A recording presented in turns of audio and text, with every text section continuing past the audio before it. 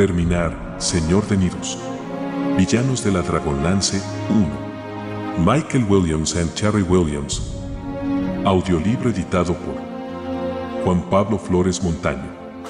Para El Amo del Calabozo 2025.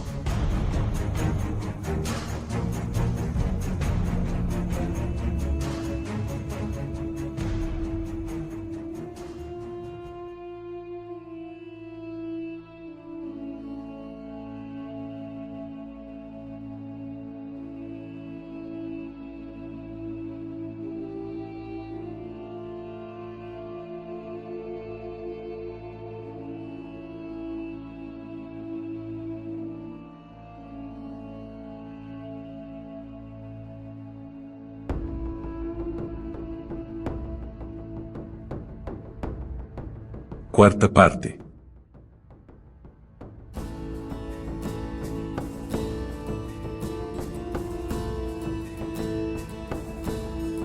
¡6! Verminar no podía olvidar a la chica. Por la noche, en mitad de sus meditaciones, la figura encapuchada y el tatuaje negro de su pierna lo obsesionaban, al igual que su fugaz visión de la joven cuando el caballo que montaba se volvía en el extremo opuesto del puente de piedra y ella se alejaba, atada a su silla y custodiada por bandoleros. Mientras Aglaka estaba ocupado con sus aficiones, Verminar sacaba las runas Amarachi y las volteaba asiduamente sobre la palma de su mano, como si sobre las viejas piedras fuera a aparecer algún nuevo símbolo que le proporcionara alguna pista sobre el nombre de la chica, sobre sus orígenes, sobre por qué la habían capturado los bandoleros. No tenía ni idea de que lo atraía tanto de ella, pero la recordaba a todas horas del día, y en especial cuando se suponía que debía estar estudiando. Poco después de la cacería, gracias a la capacidad de persuasión de Serestes, Daegrev nombró al mago tutor oficial de los muchachos. Era más un reconocimiento que un ascenso, pero Serestes comenzó a instruirlos en serio, con rigurosas clases avanzadas de astronomía, matemáticas y protocolo. Mientras Verminar bosquejaba sobre pergamino las fases de la luna negra y aprendía conjuros de oscuro poder, Serestes discutía con Aglaka, que ahora se veía forzado a asistir a las lecciones y por ello se sentaba obstinadamente en un rincón, rehusando todavía entregarse a los nuevos misterios. En medio de esta nueva presión académica, Verminar se descubrió divagando mentalmente, ensimismado en largas y arriesgadas fantasías en las que rescataba a la chica de dragones, ogros y otros peligros. Entonces el mago descargaba una seca palmada sobre la mesa y la mente de Verminar regresaba, si bien a regañadientes, a la sala de estudio del castillo, a la soleada aula que su imaginación y los sueños que lo consumían transformaban de repente en un lugar extraño. Aglaka, inmerso en sus tratados de botánica antes que en los libros de hechicería, lo observaba con expresión preocupada, y Serestes lo regañaba y señalaba el texto. Verminar prestaba atención con renovadas energías, con nuevas promesas. Y en cuestión de minutos se perdía una vez más en sus ensoñaciones sobre la chica. En cierta ocasión, en pleno verano, cuando las imágenes de la joven se volvían insoportables, confesó atolondradamente a Aglaka todo lo que había soñado. Estaba anocheciendo. Era una de esas noches de verano en las que la propia oscuridad se retrasa, el mundo parece entretenerse en el crepúsculo hasta casi medianoche y los ruiseñores mantienen en vela a los espíritus desasosegados. Al cabo de unos minutos de ejercitarse en una lenta y grácil patada de defensa personal, Aglaka se apoyó relajadamente contra la almena y le formuló algunas preguntas inquietantes. ¿Había visto los ojos de la chica? ¿Y la expresión de su rostro? ¿De qué color era su cabello? Sonrió ante el tartamudeo de Verminar, ante sus respuestas evasivas. Pero supongo que tú sí podrías dibujar su rostro, replicó glacialmente Verminar. A menos de 10 metros de ellos, 3 cuervos se posaron ominosamente en el adarve. Aglaka se estremeció y les volvió la espalda. Yo vi poco más que tú, Verminar, aunque apostaría a que sabría identificarla por su forma de montar a caballo. Dirigió la vista más allá de las almenas, hacia el oeste, progresivamente enrojecido por el sol que se ponía tras el horizonte de Solamnia. Estamos de nuevo en verano, Verminar, prosiguió con voz distante y aún más queda, apenas audible a causa de la infausta algarabía de las aves posadas en el adarve. Y cuando llega el verano, los sueños se desbordan también durante las horas de vigilia. Mi padre me advirtió que tuviera cuidado con esta época. La describía como los vapores y espejismos de la canícula, la enfermedad de la luz. Tu padre está hecho todo un poeta, refunfuñó Verminar, que solo había captado el final de la frase. Pero ya estoy harto de sus versos y de tus precauciones para esta larga estación. Aglaca enarcó una ceja. Cuando Verminar empezaba a rezongar y a pronunciarse, siempre era señal de una temeridad y un desafío, participar en una cacería, tal vez, o escalar un empinado risco. Resultaba de lo más predecible, y aunque el tipo de hazaña podía cambiar, Aglaca sabía que se aproximaba una, que Verminar estaba ya harto de penumbra y ávido de las emociones de la caza y de la exploración. Aglaca sonrió para sus adentros y se protegió los ojos de los últimos rayos del rojizo sol. La hazaña era inminente y no le importaba en absoluto. Pues la druida se había retirado desde su combate con los neraquianos, alegando que ya le había enseñado cuanto podía. Y ahora, ¿qué le quedaba en Idus, sino este largo cautiverio y las siniestras lecciones que rehusaba aprender? Eso y sus turbados pensamientos. En consecuencia, dejaremos a un lado la poesía, declaró Verminar, bajando la voz hasta que no fue más que un susurro y atrayendo a Aglaca por el cuello de su camisa con mano firme y autoritaria. Cuando acabe esta estación y las noches no sean tan condenadamente cortas, iré a Neraca para encontrarla. Aglaca sonrió con tranquilidad y su rostro era la viva imagen del de Verminar. Verminar consultó con las runas un plan y una noche propicia. En la soledad de sus aposentos, agachado junto a una mesa débilmente iluminada por velas, estudió el círculo de vida, las 6 piedras rúnicas colocadas según una distribución aprobada de siglos de antigüedad que reflejaba las energías del pasado y señalaba los retos del futuro. Que los demás se rieran de él. Que Robert y Daegrevn, e incluso Aglaca, considerasen las runas infantiles y disparatadas. Sería él quien reiría cuando descubriera la clave de la profecía. Con gesto solemne, Verminar distribuyó las piedras ante sí y contempló larga e intensamente las líneas grabadas en su superficie, desterrando cualquier pensamiento sobre la chica, sobre la ira de su padre, sobre los peligros de Neraca. Pero, una vez más, las piedras permanecieron silenciosas. Recordó amargamente lo que sostenía el antiguo proverbio, que un hombre no puede conocer su propio futuro a través de las runas. Fue ese proverbio, aquel silencio circundante, lo que condujo a Verminar hasta Serestes. El mago se hallaba reclinado en un blando sillón, con los pies apoyados en el alféizar de la ventana y la mirada fija en la constelación de Idukel, que cruzaba oblicuamente el oscuro cielo al otro lado de su ventana. Verminar contuvo el aliento al entrar en la habitación. La presencia de Serestes siempre le resultaba intimidante, y el resto del firmamento ocupado por las estrellas de Taquisís pareció seguirlo como la luz de un faro cuando avanzó lentamente hasta el centro de la estancia. En ese instante, pedirle al mago que le leyera las runas parecía excesivamente audaz e irreverente. El muchacho se detuvo, apoyando el peso en uno y otro pie alternativamente, y dirigió una mirada de turbación hacia la puerta. El mago suspiró y ladeó un astrolabio para que apuntara a la constelación. ¿Qué se os ofrece, joven señor?, preguntó con una voz sinuosa y grave que resonó inesperadamente en la pequeña y atestada habitación, como si Verminar no la recordara tanto por las clases como por algún lejano sueño casi olvidado. No sabía ni podía imaginarse cómo había conseguido el mago trepar hasta su actual posición de poder. Después de largos años, tras ser un sustituto de última hora en un precipitado ritual, Serestes había pasado a convertirse en uno de los principales consejeros de Daegrevn, en quien el señor de Nidus depositaba toda la confianza que estaba dispuesto a conceder. Era además el único hombre de todo el castillo a quien Verminar podía confiar el plan que había maquinado junto con Aglaca a principios de mes. Quisiera que me leyerais las runas, señor, respondió, dirigiendo una última mirada nostálgica hacia la puerta que tenía a sus espaldas y que se cerró lentamente por voluntad propia. ¿Otra vez la Samarach?, preguntó el mago, entrecerrando los párpados sobre sus opacos ojos, y Verminar se preparó para aguantar el sermón, que las runas eran un juego de niños y la desesperada preocupación de los viejos, que las leían temerosos, imaginándose que podían profetizar la fecha de su propia muerte. «Serán vuestra perdición, maese Verminar», le decía siempre el mago. «Alejaos de esa tontería propia de clérigos y prestad atención a la casa, al alcázar y a vuestros estudios». Pero esta vez no fue así. Por alguna razón, la respuesta del mago se mantuvo al margen de los sermones. Sereste se levantó de su asiento indolentemente, con movimientos lentos, casi de reptil.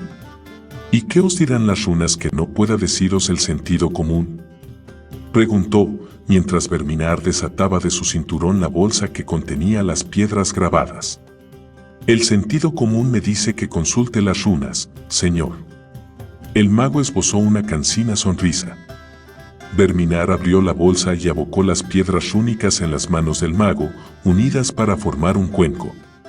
«Pensad en la pregunta, maese Verminar», indicó Serestes, levantando las piedras por encima de la cabeza del muchacho. Verminar asintió solemnemente y, a continuación, con los ojos cerrados, levantó una mano y eligió 3 piedras a ciegas. Las depositó en el suelo, una detrás de otra, con cierta brusquedad, casi descuidadamente. Sereste se acuclilló junto a las runas y observó atentamente al joven. «¿Cuál es la pregunta?», preguntó de nuevo al silencio, pues Verminar se frotaba las manos nerviosamente y miraba por la ventana las estrellas, que parecían temblar y desvanecerse. El muchacho tomó aliento y confesó su plan. «Hay una chica. A los 21, suele haberla», comentó secamente Serestes, pero enseguida recordó las palabras de Taquisís. «Proseguid». «Yo la vi al final del puente de piedra. El día de la cacería y la emboscada». Serestes asintió, y sus ojos dorados miraban de repente fija e intensamente. Alentado, Verminar barbotó el resto de su secreto. «Lleva todo el verano presente en mis pensamientos, señor. Es una prisionera de los bandoleros, seguro, puesto que nadie ata a sus aliados». «Aglaca podría deciros lo contrario», observó el mago mordazmente, y su mirada perdió intensidad y se tornó vaga y opaca. «O Abelar. ¿Pero vos queréis rescatar a esa chica? Leed las runas, señor. Por favor». El mago se concentró en las runas que yacían a sus pies y las tocó una por una con la yema de un huesudo dedo, desplazando la mano lentamente de izquierda a derecha. «Abedul. Trueno. Martillo», murmuró y clavó la vista en el muchacho. «Si este rancio augurio tuviera algún valor, Verminar, yo me lo tomaría como una perspectiva harto halagüeña. Inspirado por la mujer, emprendéis un viaje iniciático.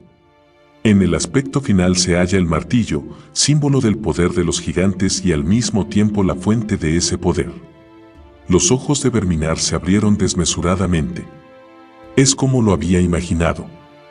Estoy predestinado a encontrarla». Serestes replicó con un gesto de negación.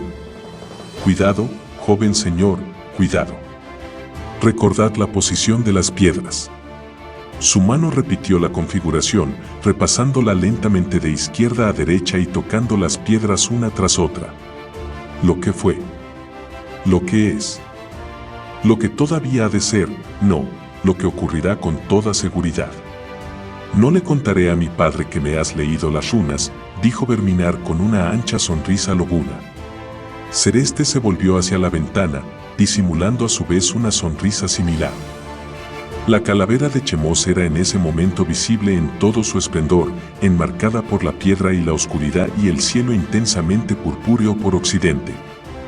No podía haber sido más fácil. Así fue como Verminar de Nidus obtuvo la bendición del mago y la velada guía de las piedras rúnicas. No se entretuvo en los aposentos de Serestes, pues era ya una hora tardía y tenía mucho que hacer por la mañana. Tras recoger las piedras, se inclinó en una cortés reverencia y salió reculando por la puerta, que se cerró sola lentamente. El mago permaneció junto a la ventana, estudiando las cambiantes estrellas y los fríos remolinos de viento que regaban de paja y de hojas descoloridas el suelo del patio. La sonrisa de Celeste se acentuó. El juego acababa de empezar y él disfrutaba sobremanera con los juegos. Taquisís ya había puesto en marcha sus planes, oscuros para el mago, por ahora, pero de momento no necesitaba conocer todos los detalles. La misteriosa chica estaba en camino y con eso bastaba. A pesar de la distancia, el muchacho estaba siendo arrastrado inadvertidamente hacia ella, hacia una figura nebulosa que había visto, o mejor dicho, vislumbrado meses atrás una encapotada tarde en las montañas. Traerían a esa mujer al alcázar de Nidus, y cuando estuviera sana y salva bajo este techo, Cerestes estaba convencido de que tardaría poco tiempo en descubrir su secreto. Pero el viaje hasta Neraca era largo y azaroso. Atravesaba las elevadas y desoladas praderas que se extendían al sur del castillo y luego torcía hacia el este, a través de un estrecho paso entre las colinas que se erguían al pie del monte Berkant y el tristemente famoso bosque de Neraca. E incluso entonces, después de muchos kilómetros de peligroso recorrido, el viaje aún no había terminado. Un sendero conducía al viajero hacia el este, entre dos volcanes que ahora humeaban y bullían con renovada vitalidad. Solo entonces alcanzaría a ver minar los poblados que rodeaban la ciudad, y solo entonces empezaría en serio su búsqueda de la chica. En el corazón de Neraca, donde la reina de la oscuridad estaba erigiendo un templo secreto. El mago se apartó de la ventana y se arrellanó en su blando sillón. La noche había llegado a su fin y las estrellas parecían inclinarse y llamarlo por señas, mientras las primeras aves de la mañana despertaban y los sirvientes se levantaban también. El silencio se vio interrumpido por el titubeante canto de un pájaro culebrero que anidaba en algún punto de la galería de almenas, seguido por las solitarias pisadas de un mozo de cuadra que cruzaba el patio de armas arrastrando los pies en dirección a los establos. Celeste cerró los ojos unos momentos, dejándose llevar por la suave desaparición de la noche.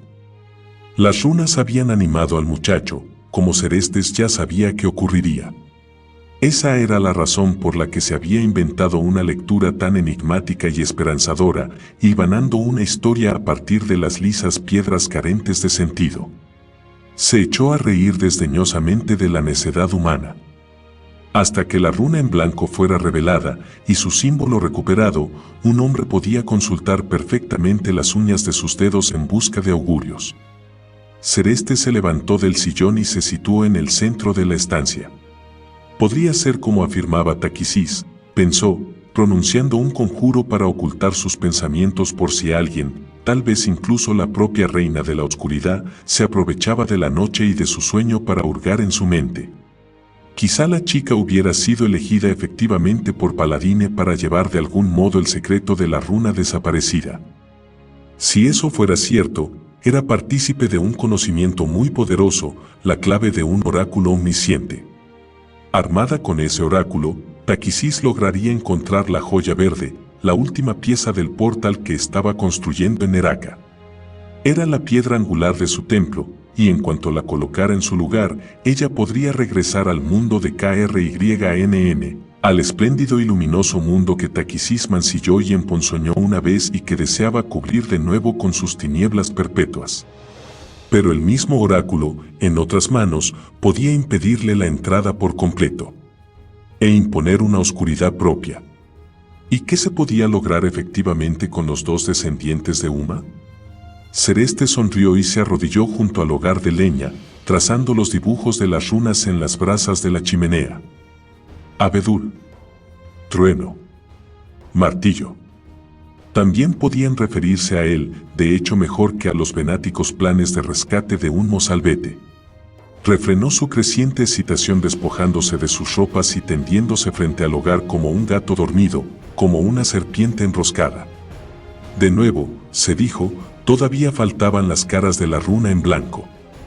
Y hasta que fueran recuperadas, todos los augurios serían vanos.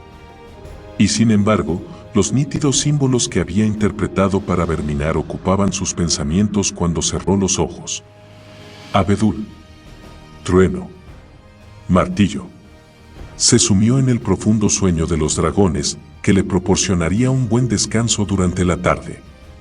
Despertaría junto al hogar, con sus vestiduras tiznadas de ceniza, con el corazón resuelto a seguir a Verminar hasta Neraka. Pues, a fin de cuentas, Verminar y Aglaca necesitaban la protección de Serestes, ya que Daegref le pagaba su salario. Sin duda, Taquisis coincidiría en eso. Y como ella parecía resuelta a probar a los jóvenes permitiéndoles emprender esta aventura, Serestes no podía atrapar a la chica por sí solo.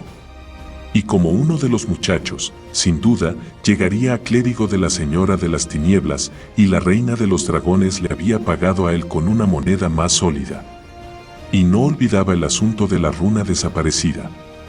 Y tampoco la cuestión de un templo que crecía en Neraka. Decidió ver ese templo, pero no por el bien de Taquisis. Las piedras de obsidiana de ese lugar contenían secretos tan misteriosos como los que albergaba la 16ª runa escondida. Pero eran secretos distintos, trataban de la construcción del mundo, de política y poder, y de las estrategias de un centenar de clérigos que esperaban la llegada de su ama. El ojo de un dragón sabría traducir esos secretos, las simples intrigas de los humanos a quienes la diosa aún no se había manifestado.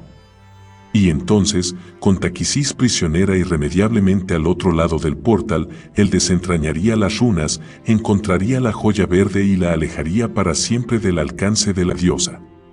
Quizá mandaría forjar un anillo de poder con la gema, un símbolo del nuevo orden que instauraría. Serestes murmuró unas palabras con lóbrega expectación y un velo de conjuros cubrió su rostro como el humo. Él mismo era una runa en blanco, pensó, dejando volar la imaginación cada vez más lejos hasta que, por fin, sucumbió al sueño. Después de todo, era un dragón. Un ser superior. Podía idear una profecía propia y sus deseos se verían cumplidos. Verminar repasó su plan una vez más.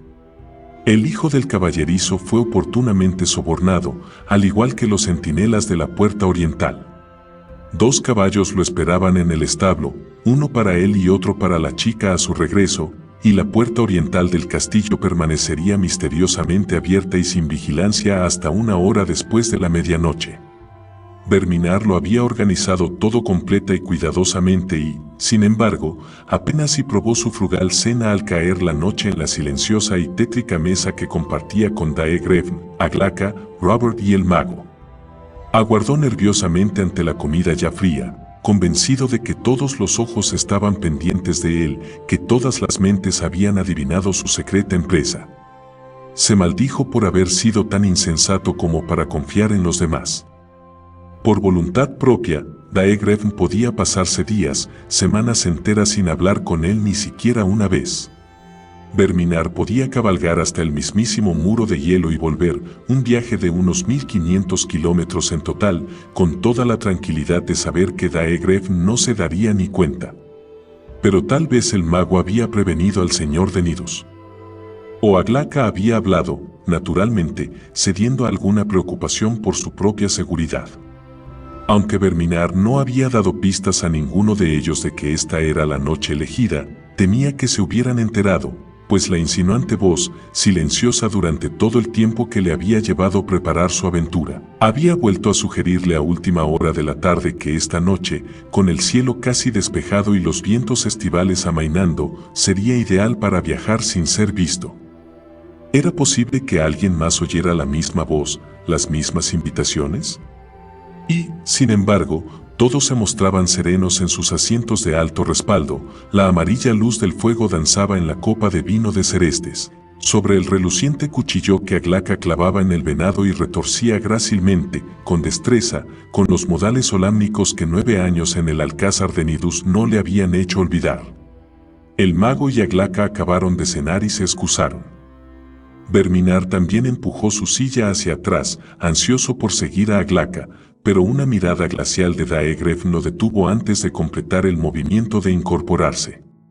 Transcurrió un largo momento hasta que el senescal Robert se puso en pie, musitó algo al señor de Nidus sobre el diezmo y la paga de los arqueros, y los dos hombres se sentaron a la vera del fuego, con un libro mayor y otra botella de vino entre ambos. Libre al fin para retirarse de la sala, Verminar echó un último vistazo a las encanecidas cabezas que se inclinaban sobre las cuentas del alcázar. La luz oblicua ampliaba la sombra de su padre, hasta el punto que Daegrev pareció llenar toda la estancia con una tenue oscuridad indefinida, entre la cual acechaban flacos sabuesos, husmeando como carroñeros por debajo de la mesa. La sombra pareció seguir al muchacho por el corredor y luego subiendo las escaleras hasta sus dependencias, donde una figura acurrucada bajo las mantas le indicó que Aglaca ya se había dormido. En silencio, se echó al hombro su gruesa capa de viaje, se ciñó su espada y su cuchillo y cogió su arco. Además estaba la pequeña daga enjollada que Aglaca le había regalado tras el Jebonaud. Se necesitaban 2 jornadas a caballo para llegar a Neraca, y él había considerado mejor proveerse de comida sobre la marcha que arriesgarse a llamar la atención hacia su persona robando provisiones de las despensas celosamente vigiladas por Robert. Extrajo el saquito de runas de debajo de su jergón, conteniendo el aliento cuando las piedras entrechocaron audiblemente dentro de la bolsa de cuero. Aglaca no se movió, al contrario, yacía en un silencio plumbeo, inmerso en un profundo e imperturbable sueño. Verminar se acercó al borde de la cama de Aglaca y observó con perplejidad la figura bien arropada por las mantas en una noche razonablemente cálida. Él y el joven solámnico pasaban casi todo el tiempo que permanecían juntos en silencio o discutiendo y rivalizando, tanto en las largas expediciones de aprovisionamiento por las tierras altas como en el transcurso de los combates simulados que regularmente les imponía Robert. Verminar, con mucho el mayor y más fuerte de los dos, conseguía vapulear a Aglaca en las pruebas que requerían fuerza, y aún así éste se negaba en redondo a competir en las clases de cerestes, mofándose estoicamente de las instrucciones del siniestro mago. «No conoces la derrota», murmuró Verminar, y se interrumpió bruscamente, sorprendido por el respeto que reflejaba su voz. Silenciosa y hoscamente, desenvainó y arrojó la pequeña daga de Aglaca a los pies de la cama. En los 8 años que había permanecido en posesión de Verminar, la magia que Aglaca había atribuido al arma aún tenía que manifestarse. Menuda protección contra el mal. Verminar nunca vio que la hoja realizara su trabajo, nunca la había visto relucir con la fiera y misteriosa luz de las armas verdaderamente encantadas. Si no lo había protegido a él contra los males menores del alcázar de Nidus, ¿qué bien podía hacerle en los oscuros caminos a través de las montañas? Después de todo, no era más que un pequeño cuchillo, un juguete infantil vistoso. Y él emprendía una misión de hombres, dirigirse hacia el sur, hacia Neraca, en plena noche. Verminar se irguió con incomodidad y fue hasta la puerta. El pasillo estaba a oscuras y olía a humedad. El joven se quitó las botas para bajar las escaleras sin hacer ruido, atento a cada sonido del castillo, el reajuste de las vigas, el murmullo de voces graves procedente del piso inferior y los bulliciosos gruñidos de los perros en la sala principal. En 2 ocasiones se vio obligado a esperar en los rincones oscuros de los corredores, conteniendo el aliento a que pasara la ronda. Le pareció que habían transcurrido horas cuando finalmente salió al aire de la noche y cruzó a la carrera el patio de armas en dirección a los establos adosados a la muralla este. Se despediría de todo ello de buen grado, del alcázar, de la guarnición y especialmente de Daegrev. Ante él se extendía una nueva libertad que le infundía terror e inspiración a un tiempo, y Verminar esperaba ansiosamente el momento de abrazarla mientras se dirigía hacia una solitaria luz que se bamboleaba entre las sombras de la torre oriental. La puerta del establo estaba abierta y los pesebres débilmente iluminados por aquella solitaria antorcha, como le había prometido el mozo al que había sobornado. Verminar entró furtivamente y cerró la puerta detrás de él. Sufrió un momentáneo sobresalto al reparar en la figura encapuchada que se hallaba entre los pesebres, ocupada tensando la cincha de la silla de montar de una yegua negra. Al parecer, el joven Frit estaba decidido a ganarse su ilícita paga. En el pesebre contiguo, Orlog, el corcel negro de Verminar, ya estaba ensillado y preparado para el inminente viaje. Verminar revisó el trabajo del mozo. Bien, dijo en voz baja. Muy bien. Frit, has ensillado un caballo para un caballero. Cuando regrese, me encargaré de que los tuyos mejoren su posición ante mi padre. Ocúpate de los tuyos, replicó el encapuchado, y levantó la cabeza con una pícara sonrisa y ojos chispeantes. Aglaca, exclamó Verminar en voz demasiado alta. Después, agarrando furiosamente al joven por la capucha, lo arrojó sin contemplaciones al suelo del establo. 7. ¿Qué haces aquí?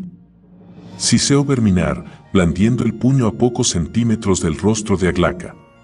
Te acompaño, susurró el muchacho, mirándolo resuelto e impávido con sus claros ojos. Jamás se había acobardado, ni cuando Verminar lo arrojaba al suelo y lo pateaba, ni siquiera en este momento, cuando los grandes nudillos de Verminar prometían fracturarle la nariz. Despacio, Verminar retiró la mano. Los caballos, desconcertados por la lucha que se desarrollaba a sus pies, relinchaban nerviosamente y coceaban sus pesebres. Los perros empezaron a ladrar en la fortaleza. Vuelve a la cama, instó Verminar, abriendo la puerta del establo y atisbando con nerviosismo el edificio principal. Las ventanas estaban a oscuras. Bien. Daegref debía de haberse acostado. Había llegado el momento. Pero ese momento se había cortado radicalmente. Musitando un antiguo conjuro tranquilizador que Serestes le había enseñado para las ocasiones en que debía hablar con Daegref, Verminar condujo los caballos al patio de armas. El cielo se había despejado repentina y perturbadoramente, y el recinto estaba iluminado por la plateada luz de las estrellas. Te acompaño, repitió Aglaca, sacudiéndose el polvo del cabello. ¿Me necesitas? Jamás. Alcánzame la bolsa, nada más. Aglaca refunfuñó, pero cargó el fardo sobre el corcel. Los ladridos procedentes de la fortaleza se hicieron más recios, más insistentes, y las primeras luces, en las dependencias de Robert, al parecer, cobraron vida titilando desde el otro lado del patio. Ahora ayúdame tú, apremió Aglaca, cuando Verminar se volvía para marcharse. Sujeta esto. Llegarán en cualquier momento. Verminar espoleó su corcel en dirección a la puerta oriental, exponiéndose a hacer ruido y crear una conmoción, a llamar la atención de una docena de guardias. Era mejor que lo detuvieran ahora y responder ante Daegref por un escándalo a medianoche, que cabalgar por las montañas Calquist con este niño a rastras. Era su aventura, planificada, soñada y presagiada durante medio año, y Aglaca sería. ¿Podrías reconocerla al menos, Verminar? ¿Qué? Gritó el otro, girándose velozmente sobre su silla de montar, con lo cual se desequilibró y tuvo que aferrarse frenéticamente a las riendas y a la perilla de la silla mientras se ladeaba, se balanceaba, y recuperaba el equilibrio, respirando agitadamente por el miedo y la ira y fulminando con la mirada a Aglaca que, de algún modo, había conseguido montar el otro caballo cargando con su equipaje. ¿Reconocerías a esa chica si te pusieran delante 10 mujeres neraquianas? Por supuesto. Y ahora déjame. ¿De qué color tiene los ojos? Insistió Aglaca, empeñado en una embarazosa verdad. Vuelve a la cama. ¿De qué color son sus ojos, Verminar? Bueno, sé que serán del color del mar o el cielo, pero ¿quieres decir que tú los viste? Barboteó Verminar, mientras su caballo caracoleaba, girando en apretados círculos. Quería golpear al otro muchacho, derribarlo de la silla y ponerse en marcha, pero empezaba a albergar dudas, el gran recelo que había intentado ocultarse a sí mismo. Aquel día había mucha niebla. Vio a la chica a gran distancia. ¿De qué color tenía los ojos? ¡Maldición! Rugió, y la fortaleza estalló en una algarabía de luces, gritos y ladridos. «Vamos hacia la puerta», bramó Aglaca. Se hallaban en el exterior, en plena noche, antes de que la soñolienta guarnición formara para perseguirlos. Mantuvieron un paso temerario, galopando velozmente por la pedregosa senda y levantando piedras y grava con los cascos de sus caballos. Por fin, al llegar al terreno donde la senda se internaba en la llana pradera, Aglaca dio alcance a Verminar, quien, progresivamente y muy a su pesar, redujo la marcha de Orlog al trote y luego al paso. A sus espaldas, las torres del Alcázar de Nidus se perdían en la distancia, tras una extraña y oscura muralla de nubes que había descendido, o debía haberlo hecho, de algún punto del despejado cielo nocturno. Tras echar un vistazo por encima de su hombro, Aglaca lanzó un quedo silbido. «Hemos avanzado mucho de un tirón, maese Verminar», comentó irónicamente, palmeando suavemente el flanco de su yegua para tranquilizarla. Verminar miró fríamente a su acompañante. «¿Cómo te has enterado, Aglaca?», preguntó. «¿De qué?». «De que partía esta noche rumbo a Neraca». «No le había dicho a nadie cuándo». «Eso es cierto». Aglaca condujo su yegua hasta un área cubierta de verde hierba, donde el animal agachó la cabeza dócilmente y empezó a pastar. «Pero lo supe por tus actos. Lustraste tus botas, por primera vez en todo el mes. Había 2 capas plegadas a los pies de tu cama, además de tus viejos guantes de viaje. Si alguien ha hecho alguna vez preparativos para un viaje de un modo ostensible e inequívoco, ese eres tú, Verminar de Nidus». Con el rostro encendido, Verminar siguió a Aglaca, conduciendo su corcel por la tierra seca. El animal atacó la nutritiva hierba con avidez, mientras Aglaca refería los sucesos de la jornada, como Verminar había afilado sus armas y tensado su arco, como había pasado 2 veces por los establos, preocupándose por el bienestar de los caballos. Y por último, prosiguió el muchacho, desmontando de la yegua y sacando una tira de kitpa, el fruto seco de los elfos viajeros, te has mantenido más lejos de Daegrevn y Robert que de costumbre, como si Daegrevn fuera a prestar atención a nada de lo que se te antoje hacer. Verminar asintió, observando con melancolía el cuerpo. El romanticismo de la excursión ya había quedado atrás y la verdadera fiebre del viaje había calado en él. Sabía que se estaba ablandando. Apenas habían transcurrido 2 horas desde que abandonaron el castillo, pero en aquel momento habría cambiado gustoso su espada por un poco del fruto desecado. «¿Dónde está tu daga?». La pregunta de Aglaca lo sobresaltó. Desmontó sin pronunciar palabra, dejando que el momento pasara. Masculló algo como «la olvidé», como «salida apresurada» y «prefiero mi espada», para el caso. Aglaca no dijo nada, pero lo observó en silencio. «Espero que tu salida apresurada no te impidiera traer tu segunda capa», observó, indicando con un cabeceo el banco de nubes que se extendía al norte, elevándose por encima del terreno que habían dejado atrás. «Nos persigue una tormenta. Avanza deprisa, de norte a sur, con cataratas de lluvia y una oscuridad que durará todo el día. Llegará aquí hacia media mañana, por la altura con que la sobrevolaban esas aves nocturnas». Verminar frunció el ceño. ¿Cómo sabía tanto Aglaca sobre el tiempo que iban a tener? Aglaca sonrió y se catapultó hasta la silla de montar, como si parte de su peso se hubiera quedado misteriosamente a las puertas del Alcázar de Nidus. «De modo que te conviene cubrir tu persona con una capa impermeable, Verminar, a menos que encontremos pronto una cueva o un lugar seco donde esperar a que amaine el viento». Verminar se encaramó de nuevo a lomos de Orlog y encabezó la marcha en dirección a las colinas del pie de las montañas y el terreno rocoso que empezaba por encima del gran bosque de Neraca. Aglaca se entretuvo unos instantes, observando al compañero que cabalgaba delante de él. «¿Dónde está tu daga, al final?», susurró. Con tristeza, extrajo la pequeña y reluciente arma de debajo de su capa y la sostuvo en alto bajo la pálida luz de Solinari. «Te protegerá del mal, Verminar», declaró el joven solámnico, «aunque tenga que empuñarla yo mismo». La tormenta prometida no los alcanzó, pero las oscuras nubes sí. Durante aproximadamente 1 hora, los muchachos cabalgaron a la cabeza de un frío y húmedo viento, perseguidos y rebasados por tentáculos de niebla cenicienta. La temperatura descendió rápidamente y pronto su aliento humeaba y los ijares de los caballos, que ahora iban al trote, desprendían vapor a causa del nuevo y desapacible tiempo.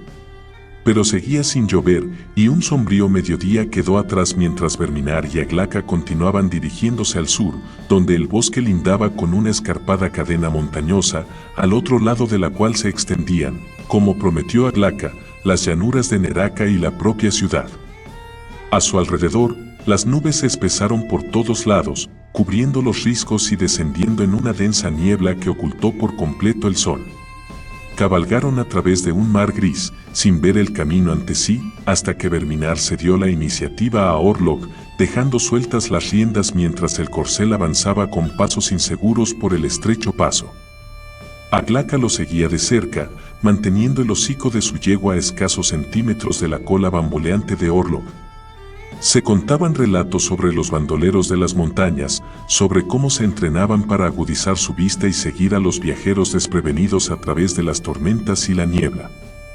Cómo llamaban a sus pretendidas víctimas desde los lados del camino. Ocultos en la bruma y la oscuridad, gritaban engañosamente como hombres heridos o niños perdidos. Verminar se irguió en su silla de montar, apoyando la mano en su espada, inquieto. En 2 ocasiones se sobresaltó al oír ruidos entre la niebla, primero el repentino y agitado batir de alas de unos grajos y luego algo grande que chocaba ciegamente con las altas y frondosas saeternas que crecían al pie de las montañas. Trató de convencerse de que los ruidos no significaban nada, de hecho, no eran más que los vaivenes de su miedo y su imaginación, cuando la voz regresó a él, como si se levantara para recibirlo saliendo del frío y la niebla. O como si la propia niebla le hablase. «Excelente, Lord Verminar», dijo, con el familiar acento almibarado por el orgullo. Verminar echó una rápida ojeada a su espalda, pero Aglaca miraba en otra dirección y parecía relajado. No oía la voz. «Bien». «Por supuesto que no oye, Lord Verminar», irrumpió la voz, grave y musical, ni masculina ni femenina, como siempre. «¿Por qué debo dejar que oiga lo que ocurre entre tú y yo? No lo entendería. Él es diferente, pero eso no es todo, en absoluto. Tú lo comprendes, ¿verdad? Entiendo que lo único que yo podía hacer era elegirte a ti». Verminar asintió vagamente y luego volvió la vista atrás con inquietud para observar a su compañero a través de la niebla. «Fíjate en él», prosiguió incitante la voz, y la bruma pareció juguetear con las angulosas facciones de Aglaca, moldeándolas hasta que adoptaron la suave rotundidad del rostro de un bebé. No tiene ni la menor idea. Tampoco posee los instrumentos ni las facultades. Verminar pestañeó repetidamente. Aglaca siempre le había parecido bastante listo. El muchacho poseía cierto don, cierto arte similar al de los maestros trazadores de runas que transforman una humilde piedra en un objeto mágico mediante una rápida incisión con el cuchillo de trazar. Y Aglaca podía tomar una derrota, en el combate, en la caza, donde quiera que la sufriera, y convertirla en algo grácil, de modo que la derrota ya no fuera humillante y la victoria no revistiera tanta importancia. «Pero estas circunstancias son nuevas», insistió la voz, subiendo de tono y de volumen, sofocando todo pensamiento benévolo. «Y esta vez, la victoria importa mucho, más que nadie y que nada. Sí, porque es esta victoria lo que puede encumbrar tu nombre. Verminar». «Ve más despacio», instó Aglaca. «Esta pequeña yegua no está acostumbrada a seguir el ritmo de Orlok. Todos tus errores y faltas», persistió la voz en un tono más alto y más penetrante, «serán enmendados si regresas con la chica. Recuperarás el favor de tu padre, sí, y la estima de la guarnición, de Robert, del mago y de los demás.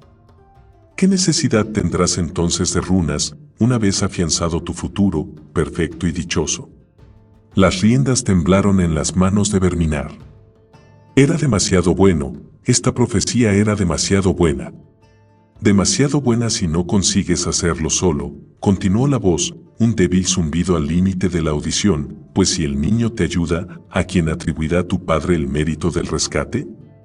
¿Y a quién el mago? ¿Y a quién la chica, para el caso?» «Espera», gritó Aglaca cuando Verminar espoleó a Orlok, que aceleró bruscamente por el sendero y desapareció en la gris neblina. La voz de Aglaca se desvaneció a sus espaldas mientras los tensos gritos de Verminar resonaban en el laberinto de riscos, peñascos y frondoso bosque. A veces parecía como si fueran 2 o 3 las voces que clamaban en la niebla. Bien, pensó Verminar, guiando a Orlog a través de la precaria bruma. Que encuentre solo el modo de regresar a Nidus.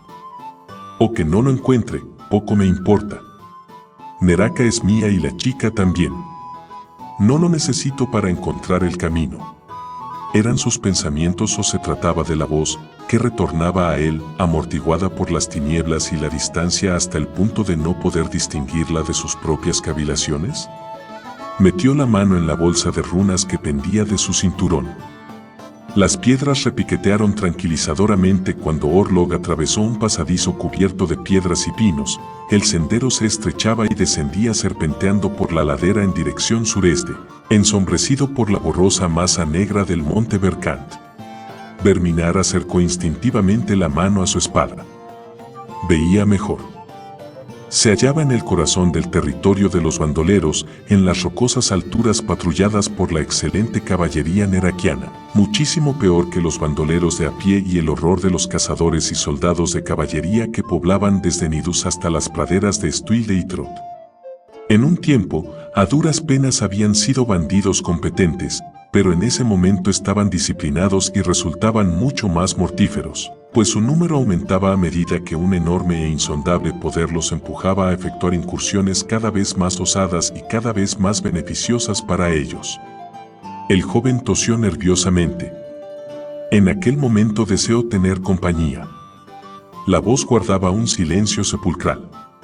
Orientándose por instinto, obligó a su caballo a sortear los obstáculos del terreno en pendiente sin dejar de dedicar oraciones a los dioses de la oscuridad.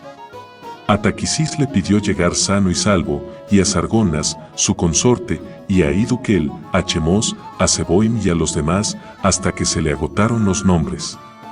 Después, siguiendo un instinto más básico y profundo, desenvainó su espada y la depositó cruzada sobre la perilla de su silla de montar.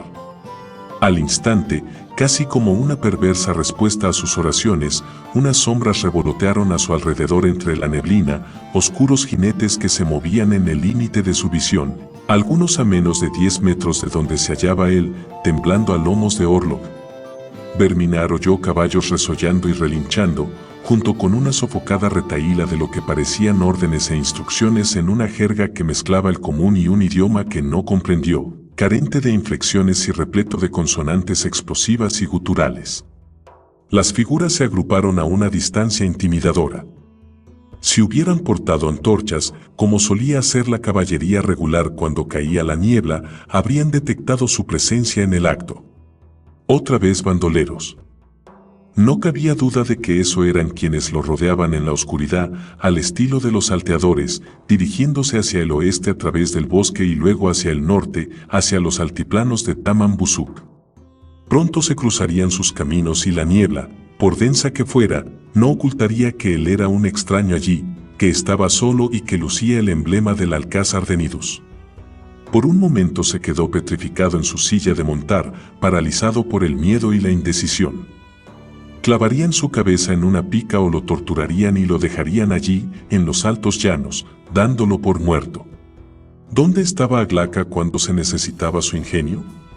Presa de la desesperación, Verminar desanduvo el camino.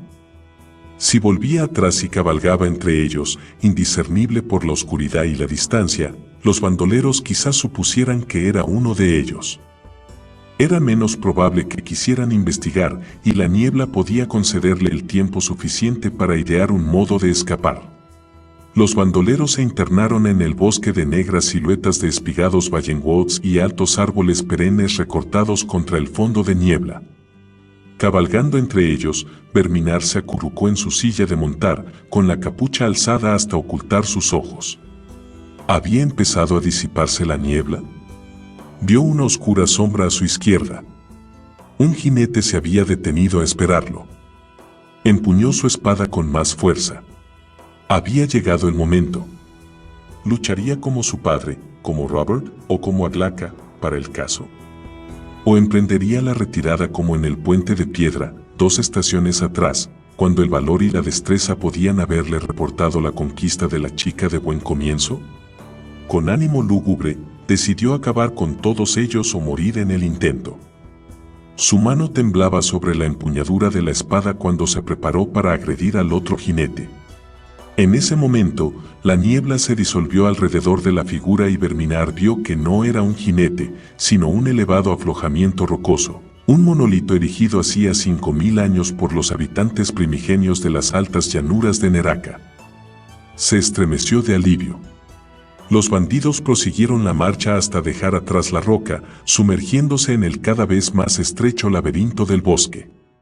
Sus voces remolineaban alrededor de Verminar como la pesadilla de un navegante, el ruido degeneró en confusión y el muchacho siguió avanzando a ciegas, aterrorizado, guiado solo por una esperanza de huir que se desvanecía a toda prisa. Es como el abismo, pensó, donde el alma es desentrañada y devorada. Tonterías, lo confortó la voz, surgiendo de las negras rocas e inundándolo en un refrescante y tranquilizador torrente de palabras. Pues no existe abismo alguno más allá de los negros rincones del propio ser, ninguno excepto en tu imaginación. Sé un hombre. Sé tu padre y endurécete frente a este puñado de hombres. Pues llegará la hora de... ¿Dónde estás?, gritó alguien frente a él. Los caballos se detuvieron a su alrededor. ¿Lo ves? Ya te he enviado ayuda, tu salvación. ¿Dónde estás, Verminar? Sonó de nuevo el grito. Era Aglaca, perdido y errante. Un bandolero que se hallaba a unos 20 pasos de él se irguió en su silla de montar y olfateó el aire. Pronunciando una ronca y queda maldición en neraquiano, tironeó del brazo del hombre que tenía más cerca. Va por la pista de Helek, apostaría yo, siseó el bandolero, gesticulando teatralmente para indicar el ancho sendero que se ramificaba hacia el oeste entre los árboles, frente a ellos. Sea quien sea, la niebla ha hecho desviarse a ese pobre infeliz, que se va a llevar lo peor de nosotros. Su compañero soltó una malévola risita, y de todas partes por detrás de Verminar surgieron caballos del laberinto de niebla y sombras, avanzando hacia el oeste en dirección al extremo del desfiladero y a la vulnerable y desesperada voz que los atraía como lobos de cacería. Verminar obligó a Orlog a detenerse cuando el último de los bandoleros pasaba a escasos 4 metros de él, por su derecha.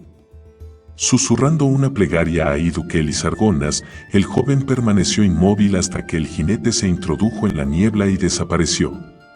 La voz había conducido a Aglaca de nuevo hasta él.